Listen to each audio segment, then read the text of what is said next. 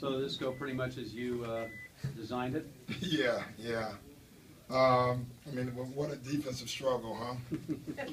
129, 127 in regulation. You know, not, you know, it's, what I told our guys after the game is not the game you plan, but it's the game you won.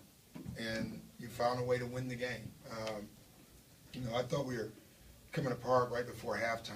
You know, we were up 10, and you could just feel, the thing I liked is that our guys are so messed up about the scoring, that they were scoring on us, that we lost our composure.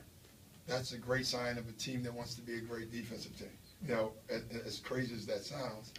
And it hurt us, you know, you could see it. We got dispirited every time they scored, and we absolutely lost it for a while. But, you know, listen, we had to go with strange lineups, switched everything, and figure out a way, and our guys pulled it out, so very proud of them. How do you explain a 23-4 run, though, at the end? Have you ever seen anything like that before? No, I can't explain the game. Really, I mean, we had J.J. guarding Dirk on one play, and it worked.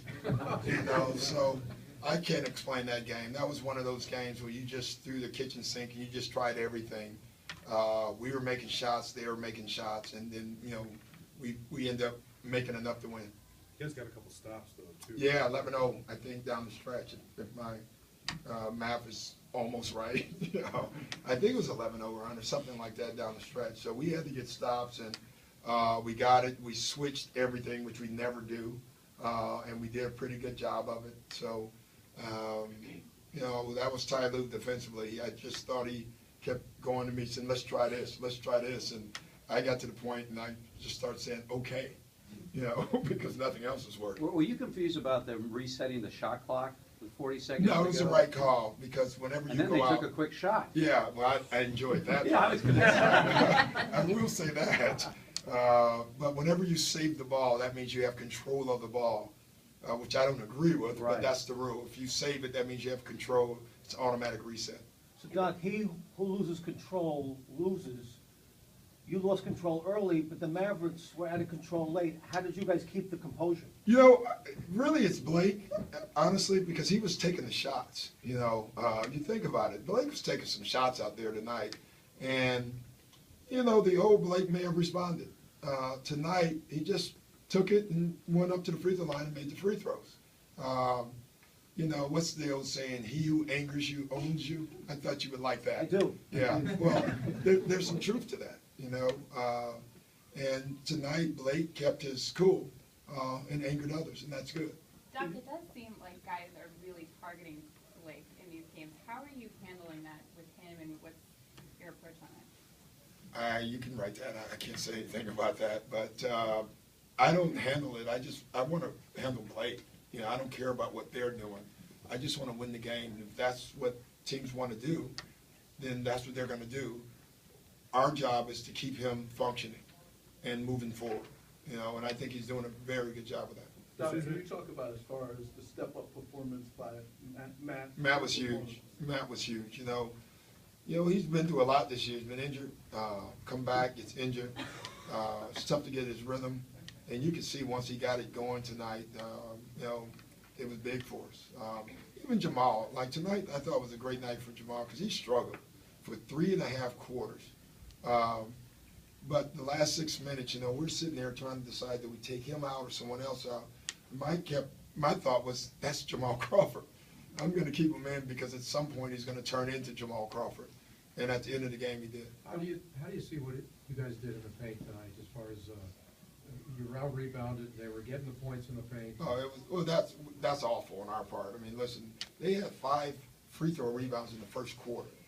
I mean, you shouldn't get but 1 maybe in a game, maybe. A week. Yeah, and we gave up 5 in the first quarter.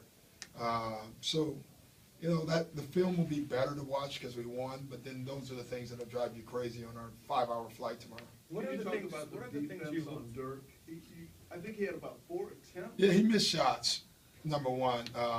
We were switching stuff, and so they liked the other matchup, and they went with that, but he missed some shots. What Matt, do you think of the when you look at Jamal and you decide to stay with him? What are you looking for? Is there any particular side? No, or is it just- really, I have nothing. On that, you know, he was off balance, he was going too fast, he was turning the ball over, took two quick, pretty bad shots, and yet you keep him in because he has this ability to score. And so that was, you know, you just leave him in the game. Matt, Because is it seemed like win in sorry, it seemed like down the stretch, it was like you guys almost just went, you kind of gave him the ball. Yeah, once he made one, you've been around, Jamal, once he made one, you know, that's the great part about great shooters, and that's why they're great scorers. Most people miss 4 or 5, they go home for the night. A great scorer just needs, he can miss 20 in a row, he just needs one to go in, and he's convinced he's hot. That's Jamal. You know, once he made that one, you felt good about your chances from that point forward. The magnitude of a win like this as you get ready to go on this Grammy trip, especially the way you won it. Oh, is that what we call it? Yeah. Yes. So how You know, I'm new to this, so I didn't know how that. huge is that? I mean, the way you guys came back. Well, it's nice to win, but, you know, we gotta go on the road and play New York, and they're playing well, so, you know, it'll feel good on the flight. We'll get off the plane at whatever time and go straight to practice tomorrow, and then it's done, but it does help. You talk about the performance of JJ You're Redick. gonna get the last question, because you broke a story, so. What does this do for a team to win like this without Chris? Every win without Chris, it does something to you, and it makes you a better team. You talk about the performance of JJ Redick tonight. He's just been great. You know, I've not seen a lot of guys that miss the amount of games that he's missed and come back this sharp. And really, when you think about it, he couldn't shoot. You know, he had a broken wrist, so it's not like he's been hurt shooting. He's not been able to shoot through this time, and yet he comes back, and he's a tough dude. You guys got him for his shooting, but he does a lot more than that. What Yeah. surprised you about That's him? what, you know, Sam Van Gundy, you know, when talking about him, that was what he said, you think you're getting a shooter, and you're gonna be shocked that you're gonna get so much more. He's a playmaker, he's tough, and he's always in the right spot on defense. And the best part about him, he tells everybody the truth, even the coaches, and that's a good thing. So, thank you. All right.